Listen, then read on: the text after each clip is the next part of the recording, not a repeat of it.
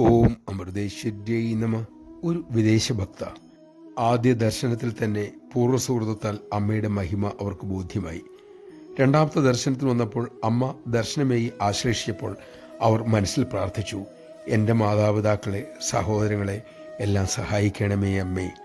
അമ്മ അവരുടെ ചെവിയിൽ ഉടൻ തന്നെ സ്പാനിഷ് ഭാഷയിൽ പറഞ്ഞു, മോൾ പരിഭ്രമിക്കേണ്ട. അതോടെ അവരെ എന്നും അലട്ടിക്കൊണ്ടിരിക്കുന്ന അവരുടെ പരിഭ്രാന്തി എന്ന വികാരം മെല്ലെ ശമിക്കാൻ തുടങ്ങി.